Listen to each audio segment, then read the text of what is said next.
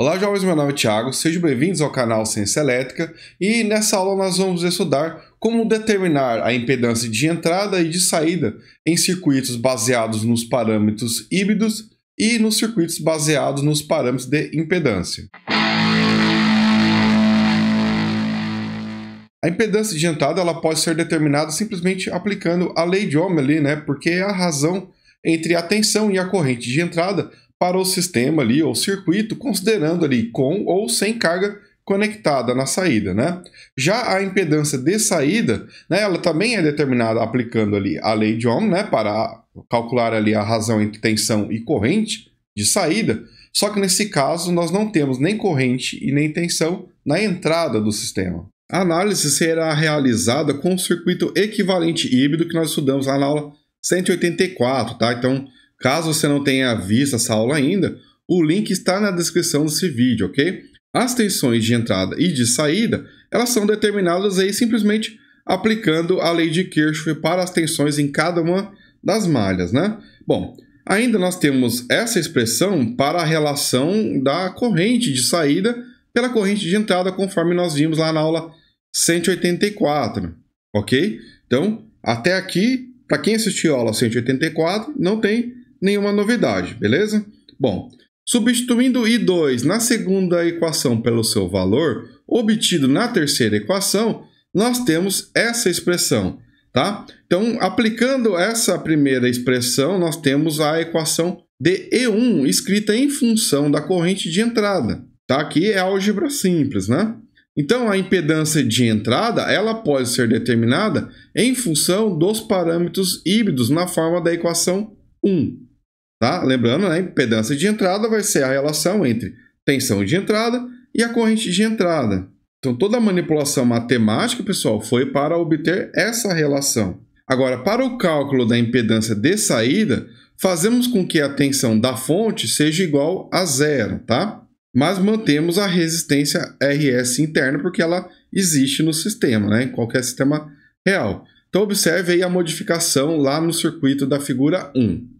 Então, nós curto-circuitamos lá a fonte de entrada ali, ES, certo? Para que ela tenha um valor igual a zero. E a corrente de entrada I1, pessoal, vai ser o quê? Vai ser a tensão da fonte controlada ali, E2, vezes o parâmetro HR, certo?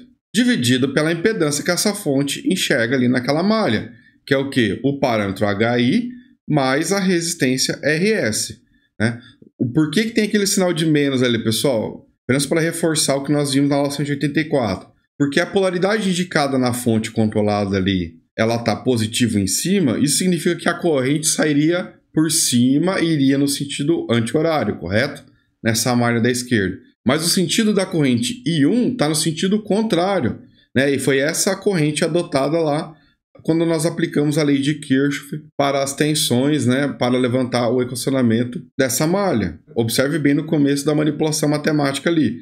Então, como as correntes vão estar em sentidos opostos, então leva ali o sinal de menos, correto? Então, no circuito de saída, nós temos a equação para I2, né?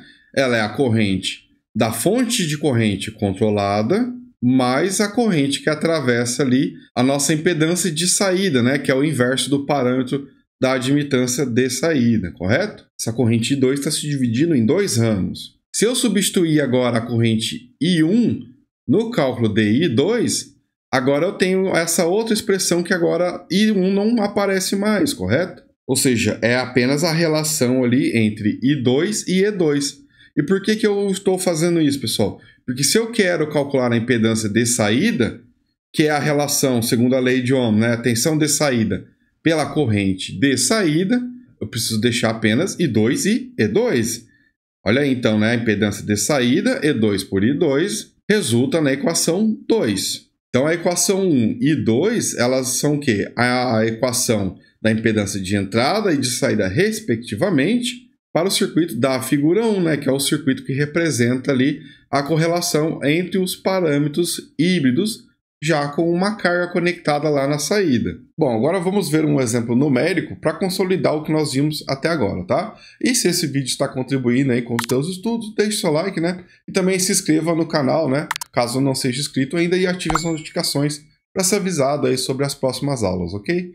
Vamos lá. Exemplo 1, determina a impedância de entrada ZI e a impedância de saída de um transistor considerando os seguintes parâmetros: HI 2 kΩ, HR 5 vezes 10 elevado a menos 4, o HF é igual a 100 e o HO é igual a 60 microsiemens, com a impedância da carga de 2 kΩ e a resistência série lá da fonte de entrada de 1 kΩ.